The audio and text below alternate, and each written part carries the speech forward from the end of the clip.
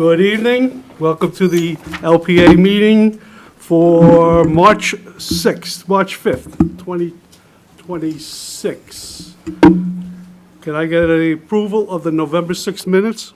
November 20th minutes. Well, November 6th are first. Okay, no, I would move to approve the November 6th minutes. I'll second. All in favor? Aye. Aye. Now can I get a motion for November 20th? Motion for November 20th.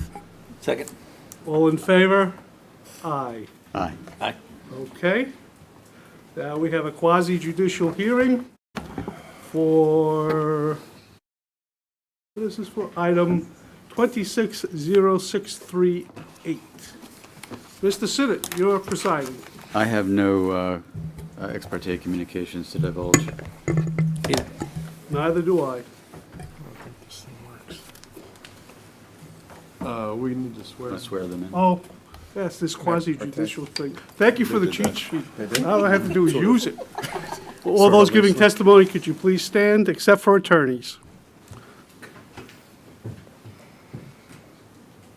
Please raise your right hand. Do you swear or affirm the evidence you're about to give will be the truth, the whole truth, and nothing but the truth? Okay.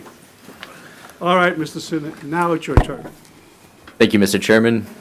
Good evening, members of the LPA. I'm John Sennett, Principal Planner with Growth Management. A copy of my work history has been filed with the clerk.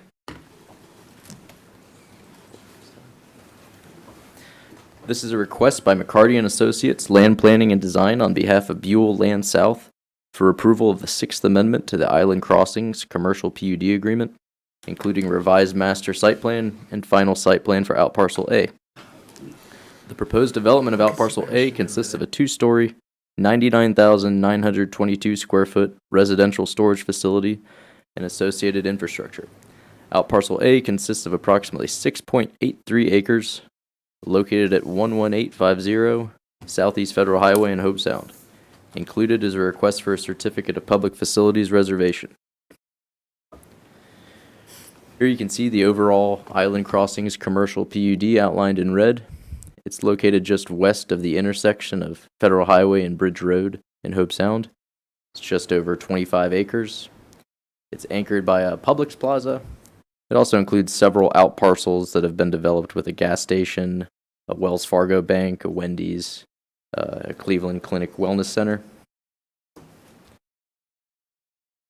Out parcel A is located in the southern portion of the PUD with frontage along Bridge Road. Outparcel A is approximately 6.83 acres. Outparcel A contains a portion of Southeast Florida Avenue, which is an easement which provides access to the adjacent Bridgetown residential development to the north. Outparcel A contains a stormwater detention area in the northeast portion, and there's also an existing 2.3 acre preserve area on the site. The blue areas to the west, south, and east of Outparcel A are within the Hobe Sound Redevelopment Zoning District. To the northwest, you can see that the Bridgetown development is subject to a separate PUD agreement. And to the northwest, the Hobe Sound Golf Club is within the RM5 zoning district. The future land use designation of Outparcel A is general commercial. The Bridgetown development to the north is within the commercial office residential future land use designation. To the northwest in yellow, you can see the low density future land use designation. To the west of Outparcel A in brown is a CRA neighborhood future land use designation. And to the south and east in red is the CRA center future land use designation. The Island Crossings commercial PUD is formerly known as a Roscommon Square commercial. It was adopted in August 1989 and most recently modified via the Fifth Amendment to the PUD in August 2007. This PUD contains 7 parcels totaling approximately 25.6 acres.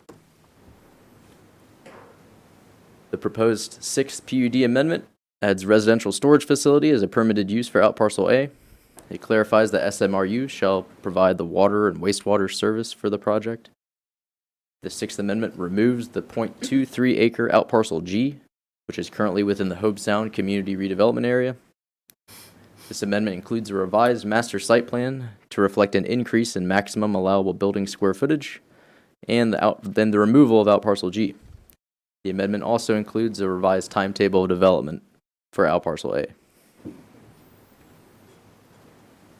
The proposed development of outparcel A consists of a two-story, 99,922 square foot residential storage facility, also known as Bridge Road Self-Storage, and associated infrastructure. Outparcel A will construct turn lanes, including a right turn lane within the Southeast Bridge Road right-of-way, as well as left and right egress lanes in the existing internal drive connecting to Southeast Bridge Road. There's no change to the existing 2.3 acre preserve area on outparcel A.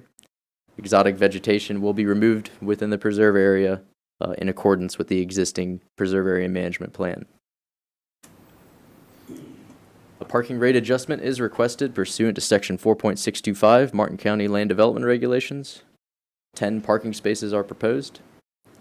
The applicant's proposed PUD public benefits include a pedestrian plaza with benches in the southeast corner of outparcel A, approximately 0.52 acres of additional native upland vegetation will be preserved in landscape buffers on outparcel A, and the applicant is also proposing a $25,000 contribution to the Hobe Sound Historical Society to be used for restoration and maintenance of the Hobe Sound Railroad Station. This is the proposed final site plan for outparcel A. In the western portions, in the hashing, you can see the existing roughly 2.3 acre preserve area, and the proposed building is located on the eastern side of outparcel A. There's no additional connection to Bridge Road proposed as part of this. The project would utilize the existing access drive. Here's a closer look at the proposed building. And in green, I've highlighted the areas of additional native vegetation that are proposed to be saved in the landscape buffers as part of this development. In the southeast corner, you can see the applicant's proposed pedestrian plaza adjacent to the sidewalk along Bridge Road. The applicant is requesting alternative compliance from the primary facade transparency criteria of Article 4, Division 20. Staff recommend approval. The Board of County Commissioners is the final decision maker for this application. These are the proposed building elevations. At the top here, this south elevation, this would be the view along Bridge Road. And I know the applicant also has some colored 3D renderings that kind of give a better idea as well.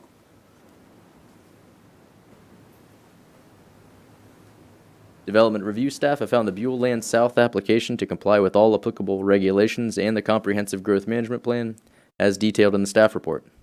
Staff recommend approving the 6th Amendment to the Island Crossings Commercial PUD zoning agreement with revised master site plan. Staff recommend approving the final site plan for the Island Crossings Commercial PUD outparcel A project, also known as Bridge Road Self-Storage. That concludes my presentation. Jim? When the preserve area management plan was put over parcel A, was it put over on both sides of the Southeast Bridge Road access or just on the southeast side? It was put on, so this road Yeah. is Southeast Florida Avenue. Oh, Florida, I'm sorry. Yes, and that is the configuration of the preserve area. So the one on the southeast side was not covered under PAMP? No, this area, if you're referring to the area Yeah, the between area the building, underneath the proposed, yeah. correct. It is not encumbered by a PAMP. Okay. And the applicant is proposing to save that native vegetation there within their proposed buffers. Okay. Thank you. That's it? I guess the only other question I had was the facade and the other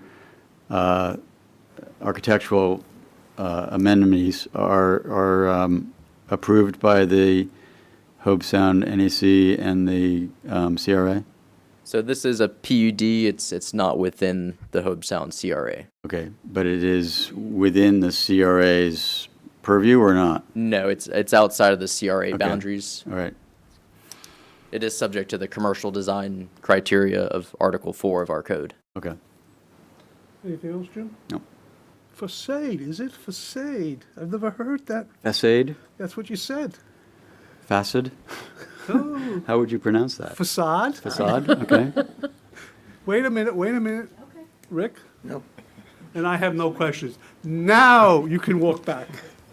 Golly. Just gotta make sure you didn't forget about us. Forget about you. Good evening. Thank you so much for donating of your time. Just really quick, Miss Elder, would you mind confirming that we have a quorum here this evening? We do. Perfect. Thank you so much. Thank you for donating of your time, members of the local planning agency. We really appreciate you. Not only is this a part of the statutory requirements, but it helps us to understand how we sit, so we do appreciate your time. My name is Audra Creech of McCarthy Summers, representing the applicant, Buell Land South LLC, on the applicant's, as you know, sixth PUD amendment of the Island Crossings Commercial Planned Unit Development. So additionally, we're doing the master site plan amendment as well as the master site plan or final site plan for Out Parcel A. Out Parcel A is the last developable lot because Out Parcel G, which is vacant right up against what used to be the old Barnett Bank building, is very, very small. So this is the last go at protecting what we can protect and basically closing down this CPUD. Now, I am not the heavy lifter on this particular project. I'm going to have Mike McCarty of McCarty and Associates come up and give the details and honestly the very pretty vegetation and other things that go with this project. However, before we do that, I need to get some procedural things out of the way. So first, I have the certification of surrounding property owners being noticed within 500 feet. I also have a no objection letter for Out Parcel C. Now, as staff intimated, and thank you staff for doing so very well, there are 7 commercial out parcels within the CPUD. We were tasked with getting no objection letters from all of them. So in your agenda packet, you have the no objection letters for Out Parcel A, which of course is the applicant, Out Parcel B, which is the Wells Fargo, Out Parcel E, F, and G. Unfortunately, I could not get it Out Parcel C signed in enough time for the agenda, but I have the no objection letter signed, Out Parcel C, here with me tonight, which I will be giving to staff. Additionally, Out Parcel D, which is the Publix, which is the largest of the parcels, has given their no objection, but they could not get it signed in time for this particular hearing. We will have it signed and to staff by City Commission or County Commission when it comes up on March 10th. But I have a handy-dandy email from Council for Publix specifically stating that they have no objection and they will be getting us that no objection letter so that I can give it to staff. And that's okay with you? Okay. Additionally, I have the resume for myself, work history, and the resume and work history for Mr. Mike McCarty, all of which I will provide to staff now. And with no further ado, I'm going to let Mr. Mike McCarty Can I talk make a about motion? the specifics of this Not yet. Why of not? this project. Make the presentation. Why? We have to hear from the public. Let Well, them make their well, see if they got any presentation. public comment. Go ahead. Go ahead, Mike. Sounds good. Thank you. Can I make, well, can I make a motion? Because I want to hear from the applicant. Are you guys already shooing us out of here? Good evening. You never know what he's going to say. I know Mike a long time. How are you, sir? Good to see you. Well, there's no public comment. Appreciate your time. Good to see you, Jim. Mr. Hartman, how are you? I love you, man. Mike McCarty with McCarty Land Planning. Appreciate your time this evening. This has been a long time coming to get here. It's been about 3 years on this application from inception, conceptual design, meeting with the client. Mr. Buell, great client to have. He came and met with us, walked in the door, and sat down to discuss this particular site. And being that it's an old PUD, it's got a lot of hair on it, a lot of amendments, a lot of history, right? And Mr. Buell and his family had a residence on Jupiter Island. They have a long history here in Martin County.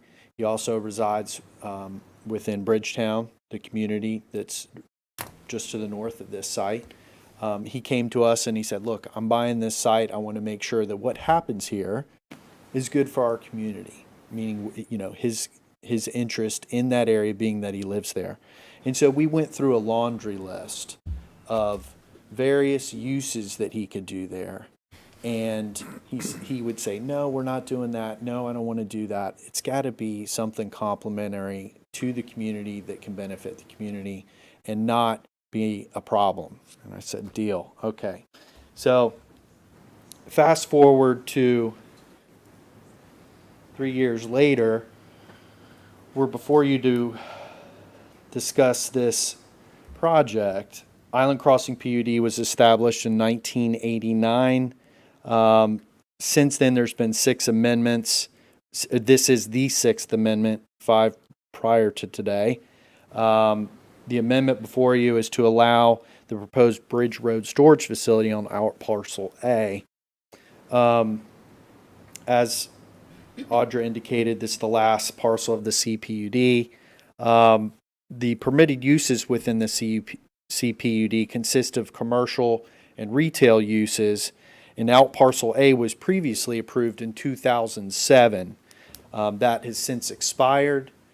The proposed amendment adds residential storage facilities as a permitted use for out parcel A and increases the maximum allowable building square footage. The difference when I look at the uses that were permitted in 1989 versus today and how we operate storage facilities is very different. In the 80s, it was commonplace that you would throw up rows of barracks buildings and roll up doors. Fast forward to 2026, we're going vertical and we've created these high-end, climate-controlled Gen 5 facilities that look like professional office buildings. And that's what you're going to see this evening.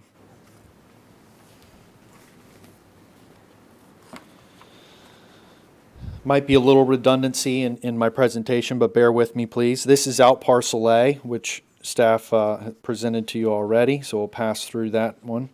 This is the revised master plan. You can see we had to take a master plan from the 1980s, make some data modifications to it. This is what has been deemed consistent with what's being proposed by staff. This aerial, I think, is useful in showing the Island Crossings PUD, which you can see there in the green, and then the red is out parcel A of Island Crossings PUD. You'll also see Bridgetown to the north in the green outline. And then all of the hatched area that you see in blue, that is all the CRA. And when you look at this, you say, wow, why is this property not in the CRA? I'm willing to bet that it's quite simple because there was a PUD from 1989. So why not carve out and go around it? However, the reason why I mention that is because when you see our design tonight, you're going to see that we went ahead and we implemented many of the architectural elements of the CRA and the way the building approaches the street. So when you look at this, this is our site plan. If that's legible on your screen, and if it isn't, forgive me. But you'll see, as staff indicated, there are these preserve areas on the west side of the site, and then a 50-foot strip that's on the east side of the entry of Florida Avenue. Those were already established per the PUD prior to us, okay? So we did not want to mess with that. We didn't want to make any modifications to those areas. We were trying to, localize our development within a certain cluster end of this development site. So what we did is we made it to where the parking comes around the back of the building. The building has a presence on the street, which is consistent with the CRA. And then what we did is we've gone and preserved that rare and unique scrub habitat along the front of the building and then along the back of the side as well. As staff indicated, we requested a reduction in the parking rate. The current parking rates in the codes contemplate a whole bunch of parking. The storage facilities just don't have that type of demand. You're talking about somebody that goes here 2-3 times a year, and that's it. So the target market for this project is to cater to individuals Jupiter Island and within the Hobe Sound area within a couple miles, and then also to cater to some of the customers that are going to be coming from Discovery and those other projects in the surrounding area. This graphic here shows the preserve area on the west side of Florida Avenue, 1.81 acres. That is to remain as is, okay? I did add a couple notes here on this graphic. The maximum building coverage under general commercial, just for comparison purposes, is 60%, would be 60%. And on this particular tract of land, being over 6 acres, the allowed buildable square footage or coverage would be 100,000 or 178,633 square feet, with a minimum open space of 20%. What you see before you proposes only a 16.78% building coverage, or a 49,961 square foot footprint, because we are going vertical. We're vertically integrating, okay? The proposed open space, 68.52%. That's quite, I like that. I get excited when I see that kind of a number. You should too. We'll move on to, here's our landscape plan. You can see, aside from the preservation and all the hatching that you see on the 3 sides, the one side that is exposed to the east into the building along that access drive to the Publix anchor, we did a really strong enhancement planting plan for that area.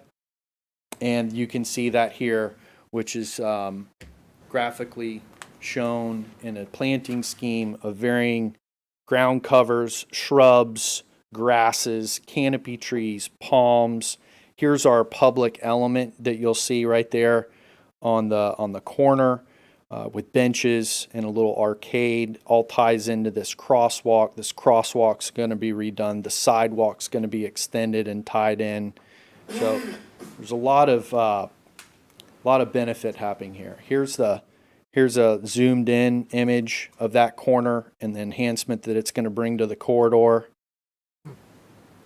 And here's the east perspective on the east side of the site. You can see we broke up that building. This is 2-story. We've got elevation changes in the roof lines. We've got gables, gussets, banding. I mean, you name it, it's there. It looks pretty sharp in my opinion. You can see we've got the rare and unique habitat here along the back, where we're going to be maintaining that. The sidewalks as well, tying into Bridge Road. And this is a perspective on the northeast corner, okay, showing how we're breaking up that building. We're undulating the walls and the planes. And then this is the southwest corner of Bridge Road, southwest corner of the site at Bridge Road and Florida Avenue. So to your when you're standing here, you're kind of facing east, and to your left where you see that curb, that is into Bridgetown. And so this is that front preserved 25-foot native habitat buffer that will remain. And this is a perspective from Southeast Florida Avenue from the west side of the site. And this is a little further north as you're getting towards the entry to Bridgetown. So we've done a really, we took a lot of time and effort in trying to make sure that this project looks good all the way around it, and it's cognizant of its neighbors. Let's kind of run through the public benefits, and this is going to be a couple slides, so bear with me. This project is a fulfillment of critical local need. Currently underserved by similar services, the area will benefit from convenient access to secure Cat 5 climate-controlled storage, reducing the need for long commutes and supporting local efficiency. 2, strategic location and service provision. The location along Bridge Road and US 1 with the geographic area of the CRA makes this an ideal location. Low impact land use. As a self-storage facility, the project represents a low traffic, low utility demand use that reduces strain on local infrastructure. The land use has less environmental and service impact than alternative by right retail uses. So when we're talking about high turnover uses such as retail or a Starbucks or restaurants, this is a very low impact use in comparison to what could be there.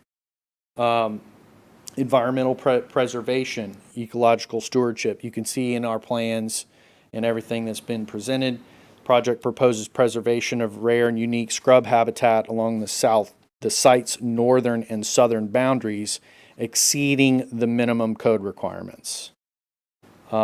These native vegetation areas contribute to wildlife habitat preservation, natural stormwater filtration, reduced irrigation demand, improved ecological corridors, and serve as a preserve area interface connecting the habitat communities. Additionally, so through this approval, the project ensures full compliance with the preserve area management plan, including invasive species removal, native replanting, and long-term maintenance for ecological function. 5, architectural and aesthetic integration. The architectural elements proposed harmonize with Bridge Road Corridor, the existing Island Crossings PUD, and the surrounding neighborhoods in CRA. Materials, scale, and facade treatments are designed to maintain visual consistency, reducing massing impacts, and support cohesive community aesthetics. Enhanced landscape buffers, I talked about that, by using native habitat are unique aesthetic elements of the project that offer form and function. Pedestrian-oriented design elements such as pedestrian plaza at the corner of Bridge Road with benches and public art enhance the aesthetic and the pedestrian-oriented experience. Let's talk about transportation and connectivity. Number 7, project supports multimodal mobility and traffic safety through construction of new dedicated turn lanes. So there's going to be a new turn lane in order to turn into the plaza on Bridge Road, which will improve traffic flow and access. Installation of new sidewalks and crosswalks to improve pedestrian safety and connectivity to the surrounding neighborhoods. Internal pedestrian pathways linking the facility to public sidewalks and adjacent developments. Public green space and community enhancement.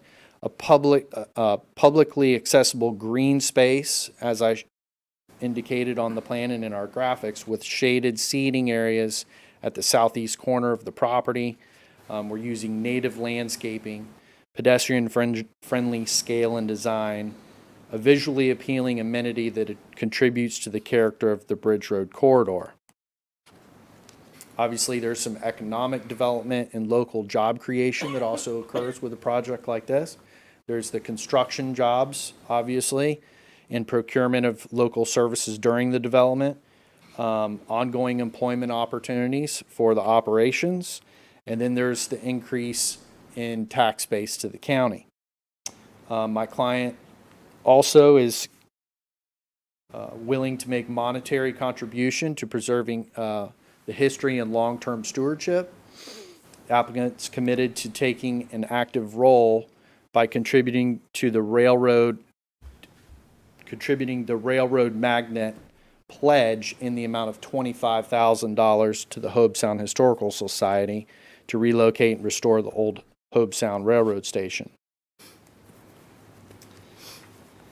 That concludes my presentation on the benefits of this project. If you have any questions or comments, I'd love to have them at this point. Nope. Thank you, Mike. That was pretty conclusive. I appreciate it. Thank you. Mike, I have Yes, one sir. question. Sure. How's Katie? Very good, thank you. You're welcome. Thank you. Is there any other questions? Do we have any public comment? Seeing none, back to the board. Rick, Make a motion to approve. can I get a second? Second the motion. All in favor? Aye. Aye. Passes unanimously. I could have saved us 10 minutes. It's not saving us 10 minutes. He has to make that presentation. No, we didn't. He He got paid spent for a it. lot of money, That's the okay. owner, for him to do that, and now he's all teed up for next Tuesday. Thank you. And they got to practice. And they got that's what I said, teed up for next He Tuesday. can practice at home. Are you in a rush? I got a grandson playing baseball. Ah, well, you didn't say that. Big John. Oh, the grandkids up in Connecticut. They're good, You spoil them? when I can. Okay, are we ready to move on? Yes, sir. Okay, NPH 2, LDR 25-02, Article 12, Division 1 and 5, Recreational Vehicle Park Standards in the Hope Sound Community Redevelopment Area. Mr. Sinnet. Oh, here we go again. This is quasi-judicial? No. No? No. Okay, Legislative. go ahead, Mr. Sinnet. Thank you, Mr. Chairman. Good evening, members of the LPA. I'm John Sennett, Principal Planner with Growth Management. A copy of my work history has been filed with the clerk. This is a request by Floriday's Mobile Park to amend Division 1, Uniform Redevelopment Standards, and Division 5, Hobe Sound, Article 12, Community Redevelopment Code, Land Development Regulations, Martin County Code, to modify the recreational vehicle park standards specific to the Hobe Sound Community Redevelopment Area. Article 12 establishes redevelopment zoning districts, permitted uses, and development standards for Martin County's 6 community redevelopment areas. Table 12-1.02 and Section 12.1.01, Division 1, Article 12, identifies which standards of Article 3 are modified, replaced, or do not apply in the redevelopment zoning districts. Section 3.91, Recreational Vehicle Park, Division 3, Article 3, applies as written in the redevelopment zoning districts. This proposed LDR amendment to Article 12 is to modify the RV park standards specific to the Hobe Sound CRA. The remaining CRAs would continue to be subject to the requirements of Section 3.91. And in the blue hatching, in the aerial image to the right, you can see the limits of the Hobe Sound CRA.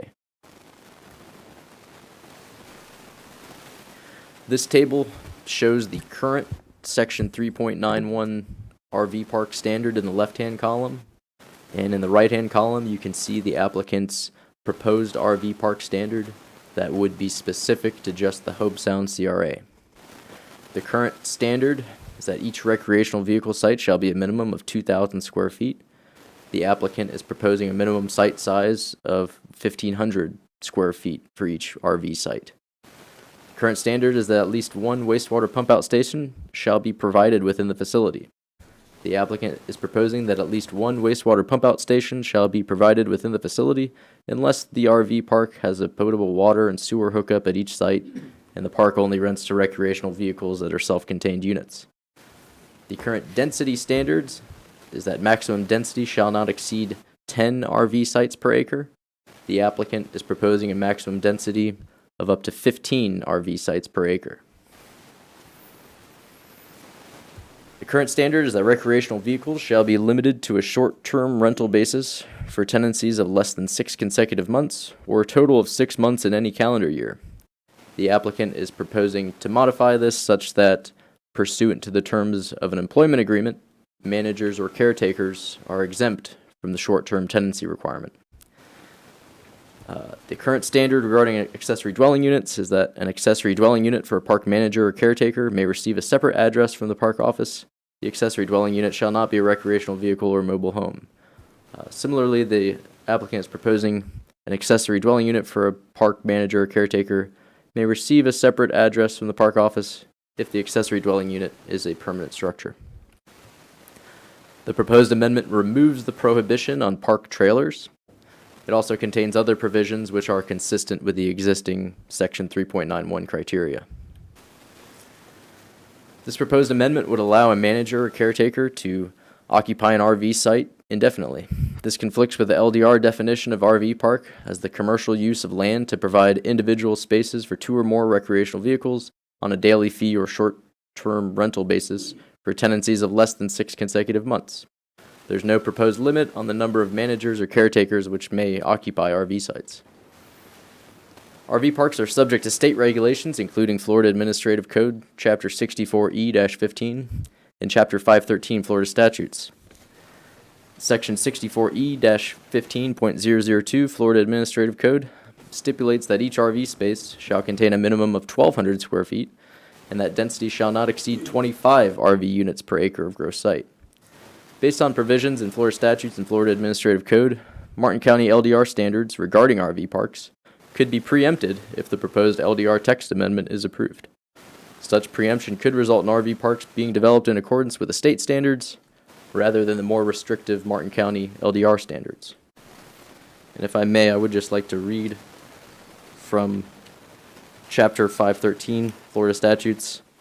This is Section 513.1115, Paragraph 4.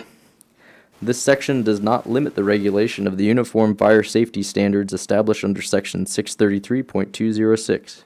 However, this section supersedes any county, municipality, or special district ordinance or regulation regarding the lot size, lot density, or separation or setback distance of a recreational vehicle park, which goes into effect after the initial permitting and construction of the park. The application was presented at the January 14th, 2026 Hobe Sound Neighborhood Advisory Committee meeting. The Hobe Sound NAC recommended denial of the application. The application was also presented at the February 23rd, 2026 Community Redevelopment Agency meeting. The Community Redevelopment Agency also recommended denial. Staff recommend denial of the proposed ordinance amending Article 12, Community Redevelopment Code, Land Development Regulations, Martin County Code. That concludes my presentation. Okay. Questions, Rick? Show me where this park is again on the Into the map. mic, please, so they can pick it up. So this application before you would be specific to the Hobe Sound CRA. I'll let the applicant discuss their intentions. It is not property specific, it is specific to the Hobe Sound CRA. So it's not a single piece of property. Correct. Basta. Yeah. Hey, wait, you I got a one more question. Can you go into a little bit more detail about why changing this would allow a preemption by the state? Is it because of a particular bill that is being proposed or had been proposed, or is it because their standards are considerably more lenient than ours and we don't want to attract their attention? Well, there's existing language within Florida Fire statutes code, for sure. that speak to Yeah. preemption. So it's more so the fact of potential for preemption under existing language. in So Florida I guess I'm statutes. still wondering why there's an Mr. increased risk. Fox, would you like to add to that? Yeah, I can weigh in on this. Sebastian Fox, Senior Assistant County Attorney for the record. John read a provision from Chapter 513 that references this section superseding any county, municipality, or district ordinance that goes into effect after the initial permitting. So our office's analysis of the existing statutes give us significant concern that any change that would result in any change in density, setbacks, spacing between lots within the park could have the unintended consequence of causing the Florida Administrative Code provisions to come into effect. So we've reviewed legislative history of the statutes when they were enacted and made that determination to prevent a situation where an applicant down the road could come in, point to a preemption, and be afforded the density requirements under the administrative code. Does that make sense? It does. I'm just curious whether, I mean, there's a bunch of other ways they could do that as well. Live local is just one of them. I mean, I was just curious, what was the red flag? And I guess you've answered that Yeah, pretty clearly. the plain language of the statute Yeah. references the superseding, the possibility of the state's regulation superseding ours. Okay. Before you begin, Ms. Coors?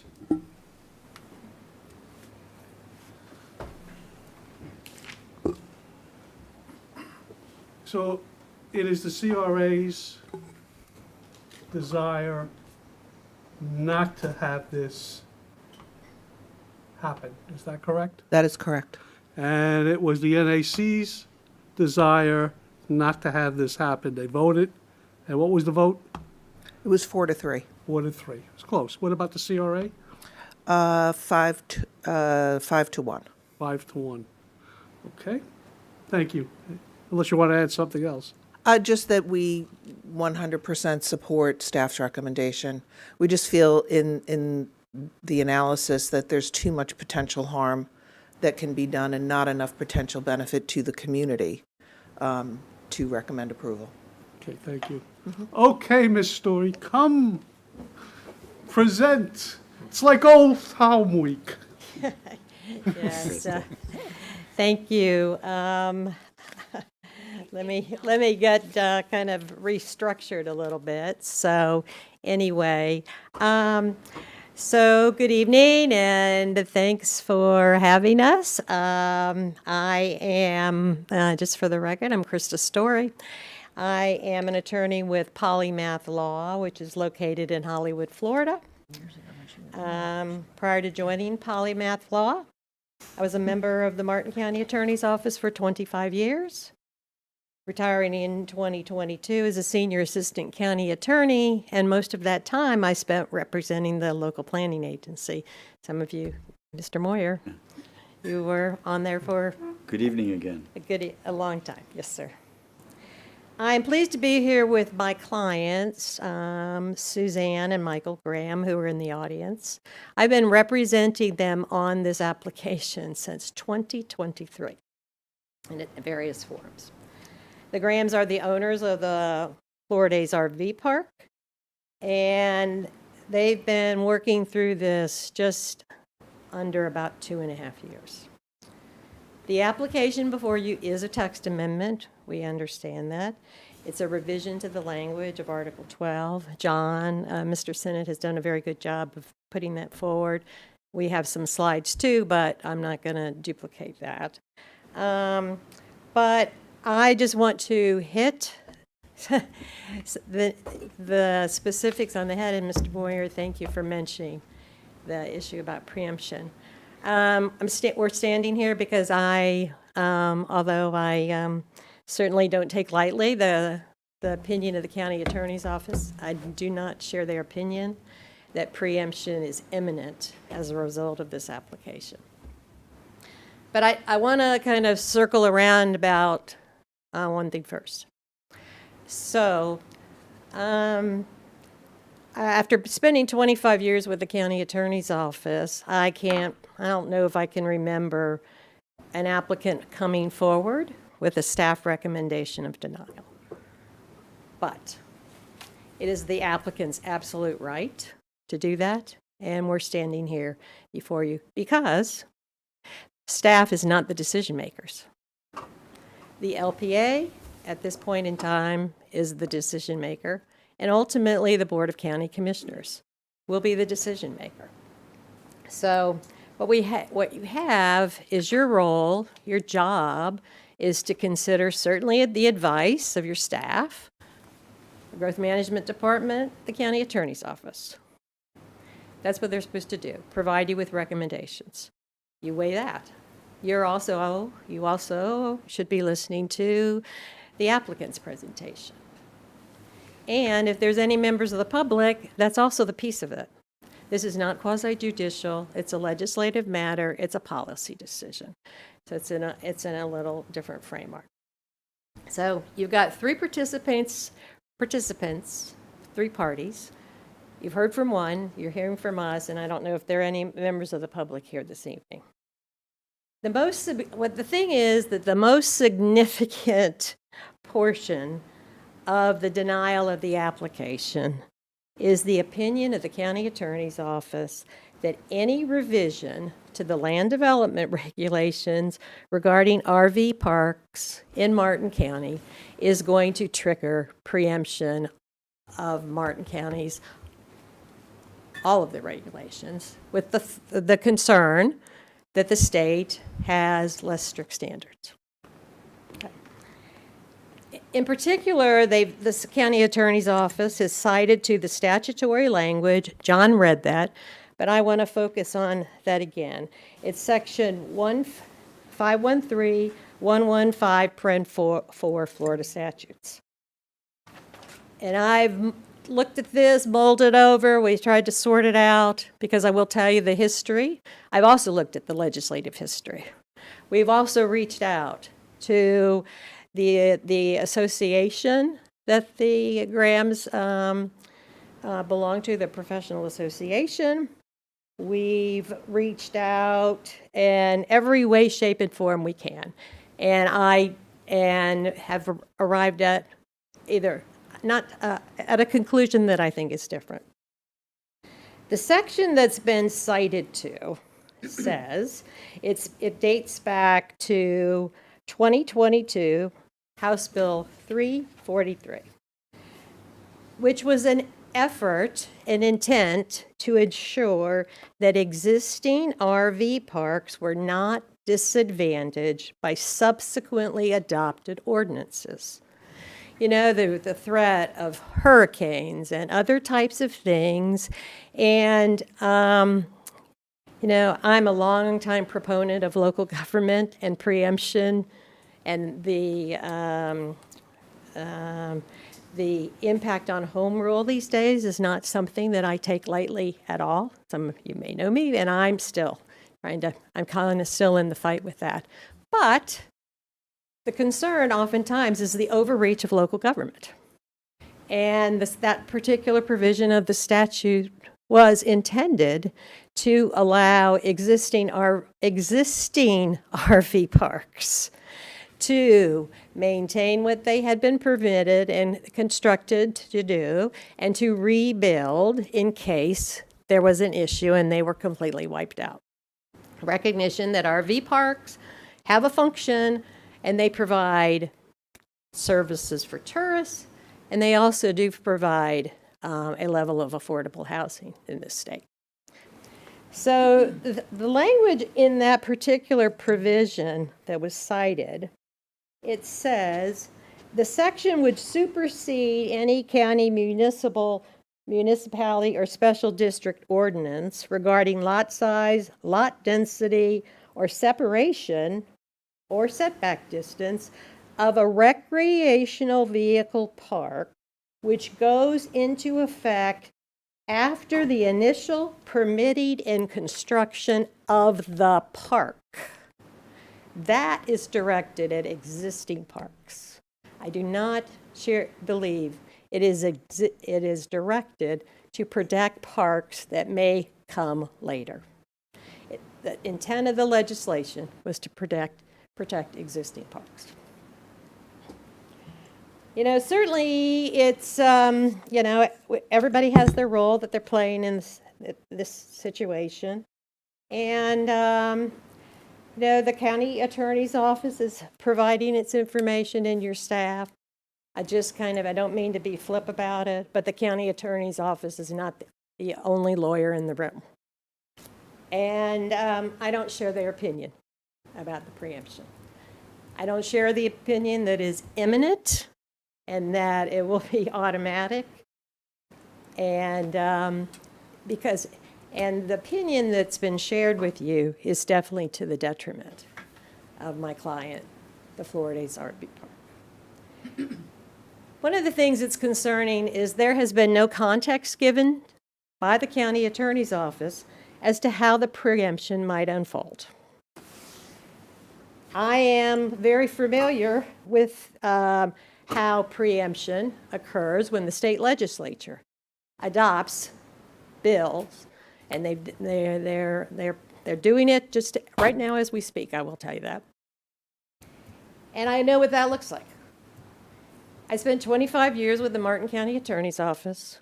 I have 15 other years as a local government attorney. And the preemption that's being asserted that is going to take place, maybe as a result of this, I've never seen that occur before. That somehow that something would be triggered, and the state would come in and look at a particular regulation that is limited to one small piece of Martin County, and that somehow would open the door.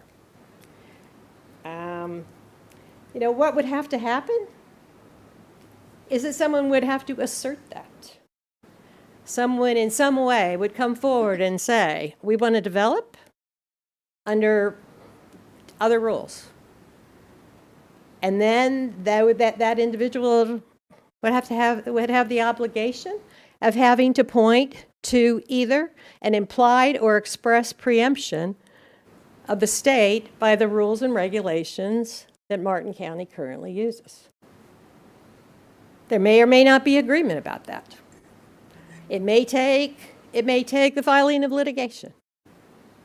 It's not something that you flip the light switch and then Martin County's RV regulations get thrown out. That's not how this would work, in my opinion. Currently, and also then the staff, and I appreciate the staff, I respect them. They're going to have a robust defense of the county's rules and regulations like they always do. So this threat of preemption, I think it's a bit of fear-mongering, and it is concerning. So one of the other things that I do want to talk about is that we've done our homework also. We've tried to reach out and figure out, the legislative history. Initially, my clients were told by the Martin County Health Department that Martin County's regulations regarding RV parks were not applicable, and the standards that the Martin County Health Department, through the statutory provisions, those were applicable. Subsequently, we learned that wasn't the prevailing opinion. And so we embarked on a back and forth, and ultimately we reached out to Representative Overdorf's office, who had been, as well as the association, who had been involved in that legislation. And so this is where we come to offer to you that legislation is intended to protect existing parks. So the other piece of this kind of concern that has been expressed by I think the staff is that if this occurs, it will open up Martin County's doors, and there will be just numerous people will be coming forward to start RV parks in Martin County. Somebody's got to come forward and do that. So what we've done, my clients, and I give credit to the Grahams, and particularly to Ms. Graham, who's done her research. This application unexpectedly cost them a lot more money than they anticipated once they got a staff recommendation of denial. They've doing their research, they've reached out to everywhere they could.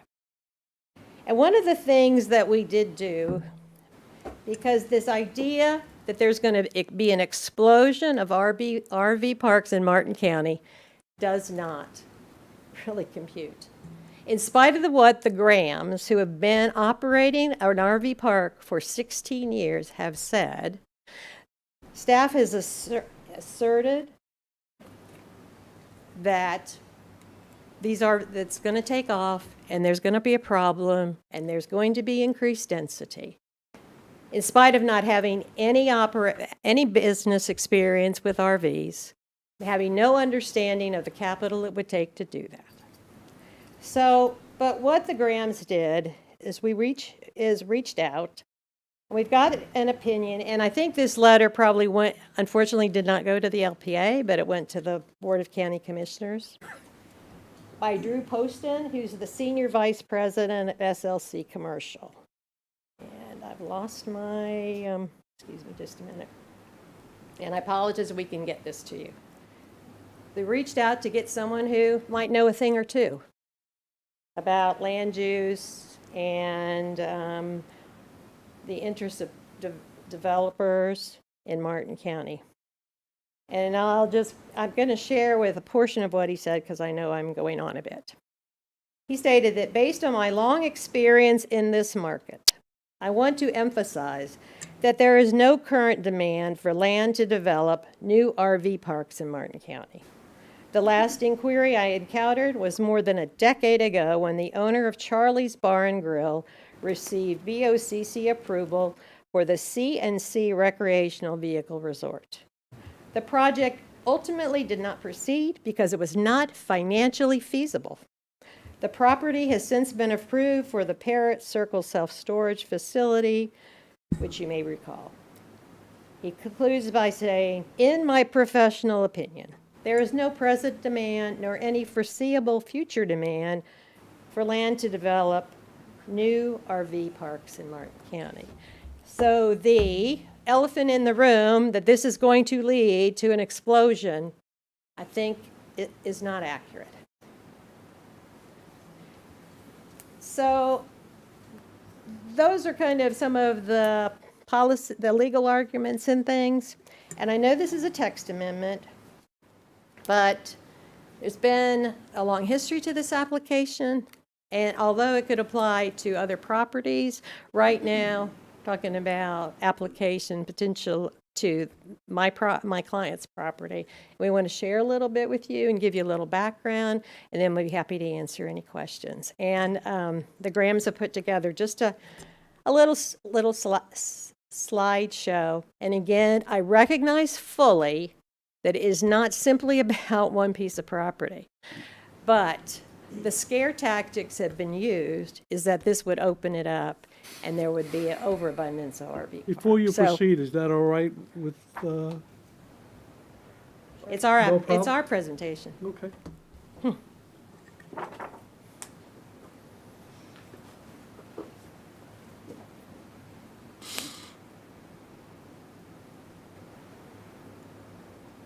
And the Grahams are here if you have any questions. They wanted to share kind of how the park has proceeded over time.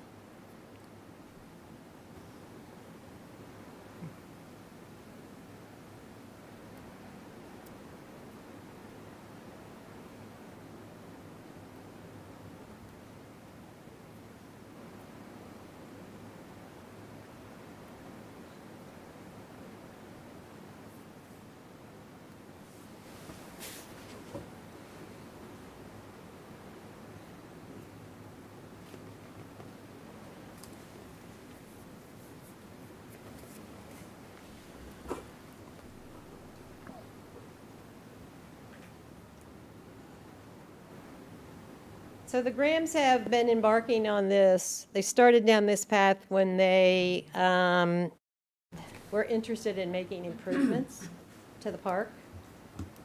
And at that point in time, back in 2023, they realized that the property, that there had been a land use change and a rezoning and a change to the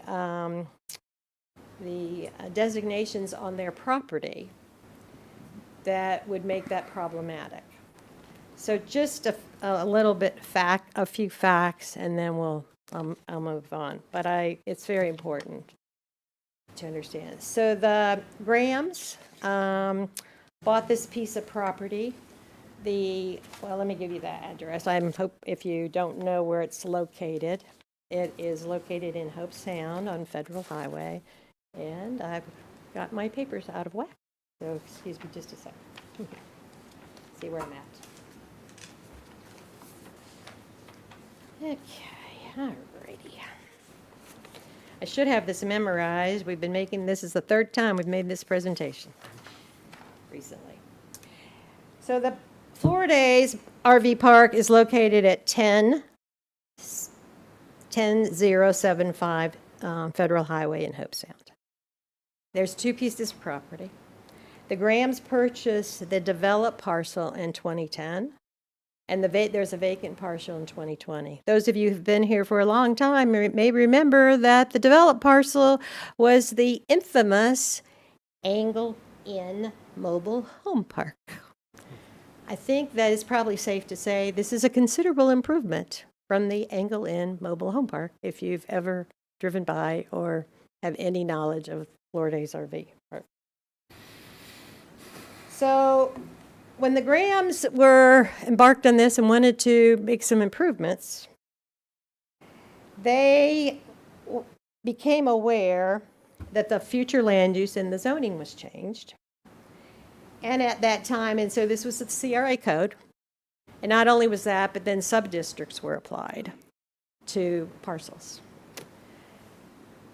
The Grahams developed parcel, which had the existing RV park on it, was assigned the general subdistrict in which RV parks were not a permitted use.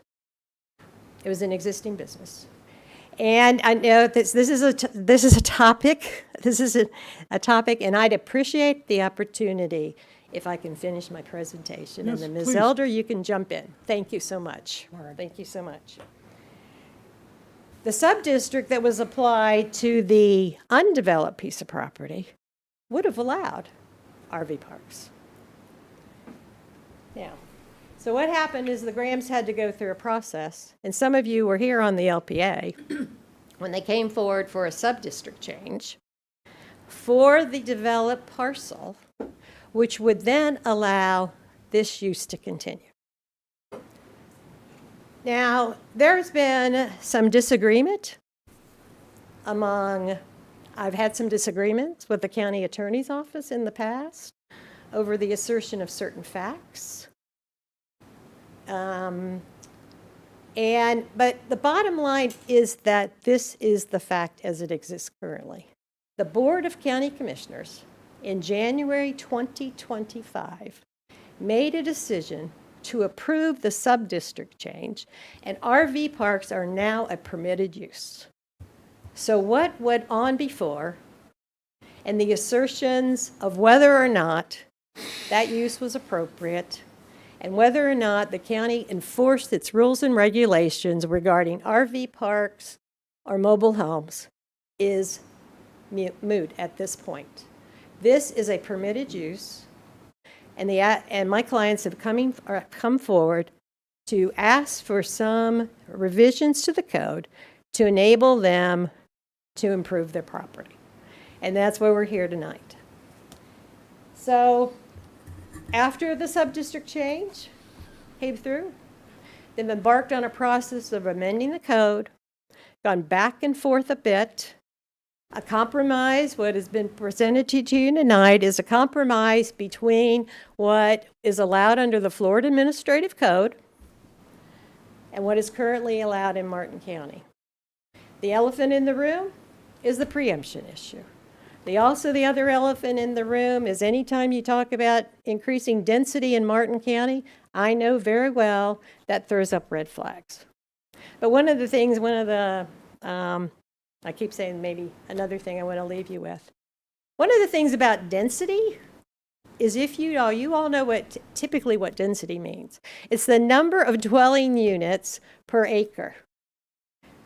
The idea of applying density to a commercial use on which people's units move in and out, and using that as one of the concerns or a concern that would support a recommendation of denial against this policy, I think is a bit, we're not comparing apples to apples.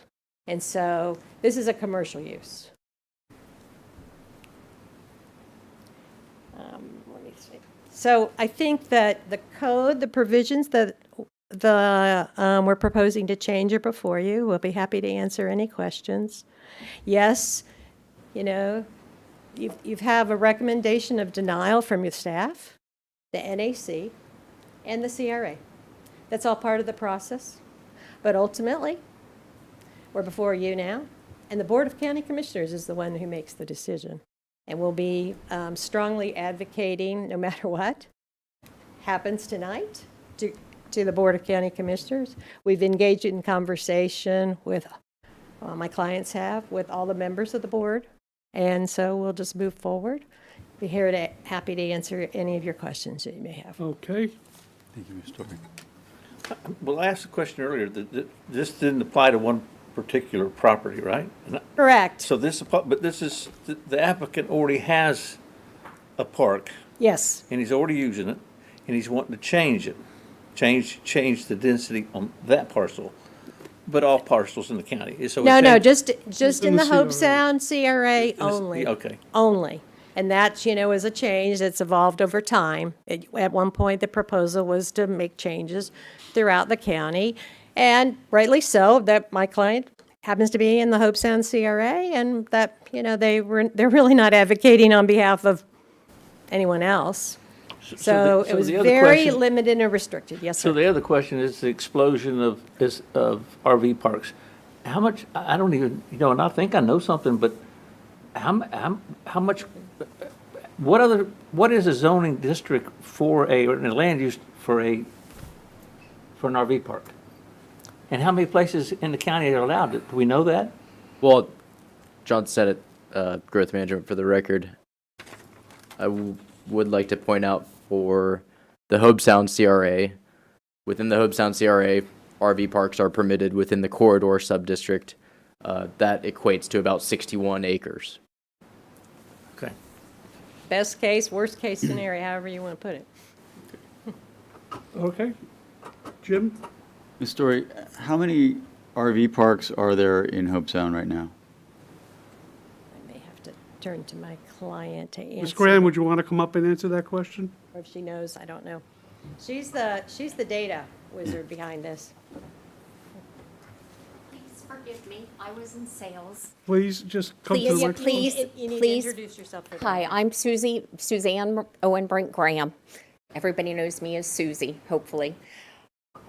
Forgive me, I used to be in sales. I get very passionate about this, so I'm really not trying to sell anything, and I'm really trying to keep my passion in check. So I've done a lot of homework, and your question is a very loaded question, because correctly permitted RV parks are completely different than mobile home parks that have had the old trailer park zoning. Because if you think about when our parents would motorhome, they weren't called motorhomes, they weren't called RVs, they were called trailers.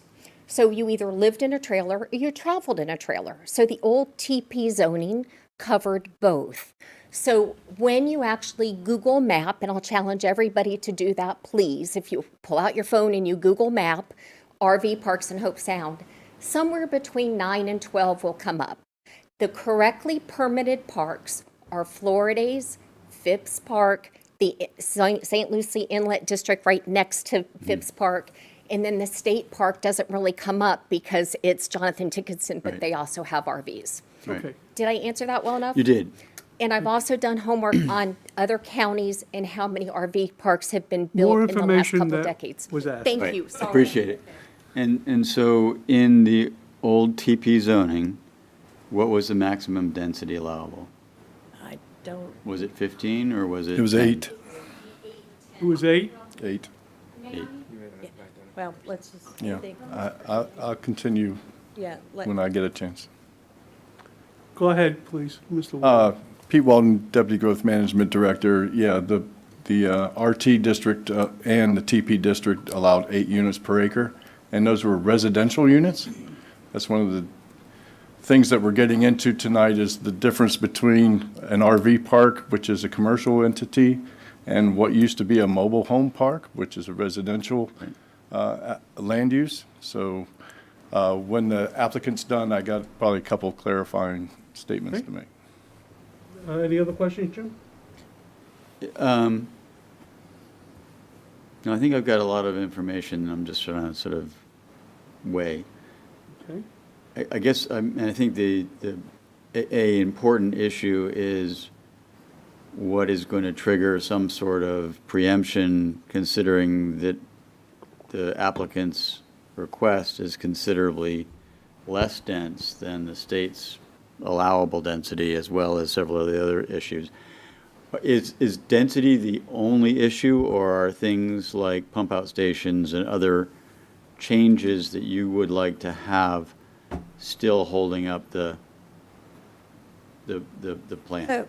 I mean, part of the dilemma here has been because the preemption issue has been so large and that it's been very difficult to really talk about the policies. So other than the compromise that was, that's being offered about kind of an in-between lot size, and then some revisions, the issue of whether or not to allow park trailers, the pump out station, the issue of the ability of a commercial operation where people do reside there, even though they have to move in and out, to have an employee that may be able to live on site. It's one of the issues about managing these types of facilities, to have that option to allow someone who basically lives on the site and also is an individual, has an RV. And yes, And do we not allow that in Martin County now? In industrial and a couple other places. we allow some other trailers. places, not in. Not in an RV park? No.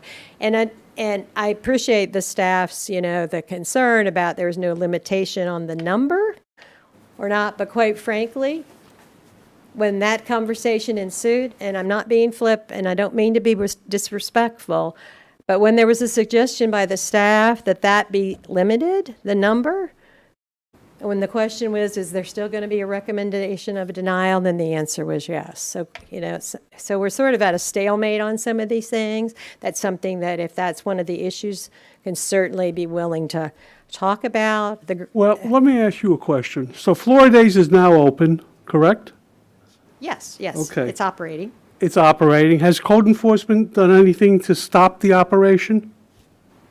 And no, not in the past, no. And now it's a permitted use, so. Right. Nope. So the reason for this text amendment is for a different use, but different parameters for their business. Not that if this does not go through, they won't have a business. Is that correct? That's true. But one of the things that I think is not appreciated by those who aren't in the business, and when you're an applicant, I think we all know that we used to hear comments by someone who used to sit on the dais of the county commission and talk about that the staff should appreciate that you're spending somebody else's money when you go through the development process. And so that's, on behalf of my clients, I'm learning about that. Yes, they can continue operating, but the economic feasibility of that without having the option to address the issue of the lot size and increase potentially increase their number of units is really a stumbling block to what they're trying to accomplish. So, If there's no other questions for the applicant? No. Thank you, Ms. Story. okay. So if you're going to allow What we're going to do now is, allow the staff to have another comment period, I'd like to participate if that's going to happen. no, not at this point. Okay, all right, thank you.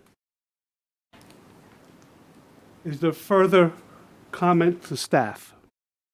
Pete? Thank you, sir. Again, Pete Walden, Deputy Growth Management Director. The applicant's property does have some history to it. I just want to kind of clarify that our only concern is not the preemption, but it's the actual density increase as well. So in 2006, well, let's go back to the 70s. That's when this started out as a mobile home park, long before the comprehensive plan. So when the comprehensive plan was instituted, it was given a mobile home land use. In 2006, a land use change and PUD application went before the board. The board approved a land use change to medium density at that time, and then the subsequent PUD application was withdrawn. So the county was stuck with a medium density land use with an mobile home park, which was non-conforming in many ways, but it was never rectified, never fixed. So in 2000, as time went on, and after the storms of Francis and Jean was part of it, a lot more RVs showed up than mobile homes. So but the thing to remember, this park has never been site planned as an RV park. It's always been a mobile home park. The county has allowed the RVs to take over because that's something that's kind of transmitted all across the county. In these older mobile home parks, they've kind of transgressed into these pseudo RV, somewhat mobile home parks. So when the CRA looked at the land use changes and zoning changes, they knew that that park was never site planned as an RV park. That's why it was given the general subdistrict. So when the applicant came in 2023 with a site plan application and a pre-app, it was well received by staff. We wanted them to redevelop. The main reason is because they have a package plant that serves the park now, and we'd love for them to get on water and sewer and site plan the park. We're all for that. As the conversations went on, the density talk was, and the fact that it was a non-conforming use, there had to be a solution for that. So we went ahead with the sub-district change to get it to corridor, to make it so it is a permitted use. Again, it's not site planned. Just because it's permitted use doesn't mean you could just go out and make an RV park. You have to site plan it, just like any other permitted use. So that was part of the process of getting them to redevelop. Now, then as their time went on, they decided that they needed more density to make redevelopment work for them. So they had already gotten, by going to corridor and doing an RV park, they went from 8 units an acre to 10 units an acre. So they already got a sizable density bump. What they're looking for is another 50% increase on top of that. And that's where our reservations start, because we look at what's there, and when you redevelop and you have your site restrictions, getting down to 1,500 square feet, it can be an issue. Because, John, can you go to the map of their park?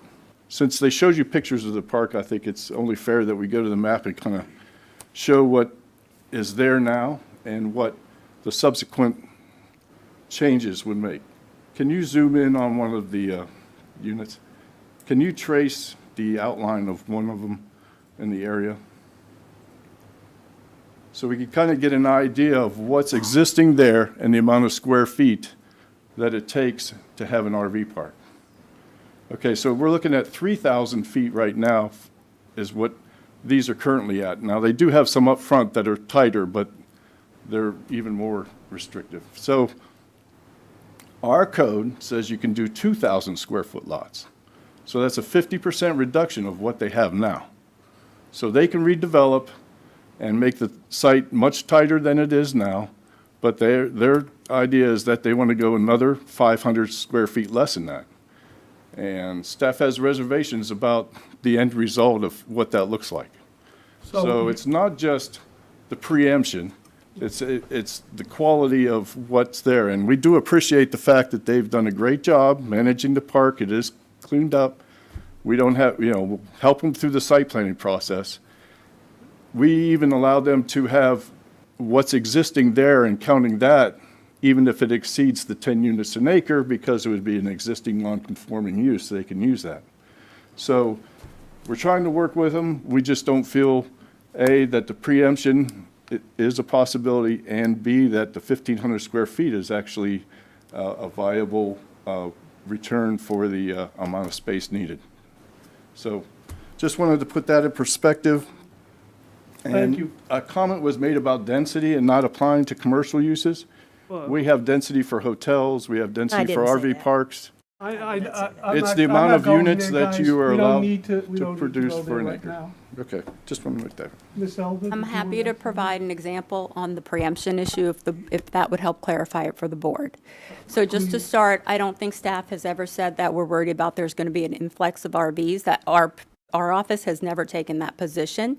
But if you look at the language in the statute, which I think Sebastian and John read, it's vague, it's ambiguous, and I'm going to agree with you on that. So what we did is we looked at the legislative history, and the effect of the proposed changes that's written in the staff analysis says, this bill provides that DOH regulations relating to the placement of RVs on lots in RV parks supersedes any county ordinance regarding lot size, density, separation, or setback, which goes into effect after the initial permitting and construction of a park. Florida's has been permitted and constructed, so even though they're asking for 15, as soon as this is passed, they can turn around and say, nope, you just superseded yourself. You just, in essence, preempted yourself, and now we want 25. Or they can sell the park, and the new owner can say, this ordinance is not valid anymore because you adopted an ordinance after I was permitted, and you, in essence, preempted yourself. We're not saying the state's going to come down and preempt anybody, but you are, in essence, preempting yourself for permitted lots like Florida's, and I think there's another one in Hobe Sound, giving them the option to argue, we are preempted, and now 25 units per acre apply. Thank you. So Tell that's me where the about preemption comes 343. in. I'm sorry? Tell me about the bill 343 that was referenced. So 343 is the bill that came forward in the legislature in 2023, and it amended the statute. And the language in the statute that everybody read to you was put in 2023. In 2020, Ms. Albert. 2020, I'm sorry, you're Oh, correct. okay. So there was Bill 343, and there's staff analysis that accompanies bills for everybody to read when the Senate or the House is adopting. And the language I just read you about saying that we're superseded comes from the analysis of what the proposed effect of this bill and what this change means. So it means that if I adopt an ordinance and I have a permitted park, even though I adopt an ordinance that gives you more density, I'm still adopting an ordinance. It doesn't say a more restrictive ordinance. It just says if you adopt an ordinance and it goes into effect after a park is permitted, we are superseded for lot size, density. So it has the effect of preemption. It's not that the state, but we are in essence preempting ourselves for existing parks, like Florida's. Thank you. Yes. Does anyone have any questions for either the applicant or staff further? Okay, then back to the board. There's no public comment? Seeing none. Back to the board. You want to say anything, Jim, before I ask for a motion? This is interesting. I mean, it's very interesting whether, because I was under the impression that we were concerned about a state preemption rather than a local preemption. And I think it is also interesting that this is considerably less dense than the state's proposal, which means it would be a very interesting argument that somebody would have to make to permit themselves to go more dense than this one. Without, ringing the bell for the state to come in and preempt us over whether it's affordable housing or whatever it might be. It's an interesting issue, but I also think that 15 units to the acre gets awfully dense. And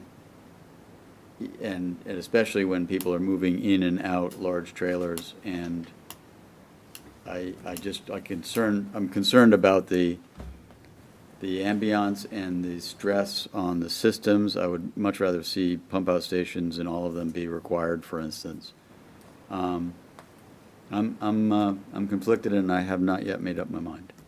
Rick, do you want to add anything to that? Yeah. Nope. I'm not worried about the preemption. If you got what's the sense of having an CRA in the other one, the NEC? If that's what Hope Sound wants, and these people already have a business, and it's obviously must be making money, and you've got two neighborhood groups that are saying they don't want to change this and go that deep, I can't hardly argue with them. Well, that's my main concern is we have two governmental bodies that do not want the change. At the same time, we also have an operating business, and they've been operating. And that's why I asked whether code enforcement had went there or anything else had stopped them from operating. And I understand, I think density in a mobile park is crazy. I think it should be so many square feet per unit per trailer. That to me makes sense. Density doesn't. But that's immaterial because everyone is using density. So I can't support this, and I'm not going to go against the people who live in Hope Sound who don't want to see this get any worse. So I'll be looking for a motion. I make a motion to deny. I don't like motions to deny. Make a motion to accept, and then we could all vote to I'll deny make a it. motion to accept county staff's recommendation. Okay, Which is a denial. that's good. Jim, do you second? I'm still, Well, Jim, unless you want to sleep here. I reluctantly will second it. Okay, we have a motion, we have a second. Any further, it's a motion to deny. No, it's a motion to accept county Oh, staff. accept county staff, yes, You I'm didn't want me sorry. to say deny. I didn't want you to say deny, you're right. So, is there any other discussion? Okay, all in favor? Aye. Aye. Opposed? Passes unanimously. Staff's recommendation. Thank you. Want another motion? We don't need one. No. But he wants to talk first, I think. Who does? Oh, Mr. Chairman, Paul Schilling, Growth Management Director for the record. So I'm just trying to pull up the agenda for the forecasting the future meetings. And we do have a agenda item for March 19th, so I was trying to get a quorum for that meeting. I won't be available. I will be there. Will or won't? I will. Will not. Jim will not. The 19th? If I can get back from Texas by then, I'm supposed to fly in that day. And if I don't, if I get in early enough, yeah, I'll be here. If I don't get snowed in or something. Where are you coming from in Texas? South Texas? I don't think you'd be snowed in. Oh, I'm in Panhandle. Oh, you may be snowed in. Anything else? No, that's it. Thank you. Okay, unless there's anything else, this meeting is adjourned.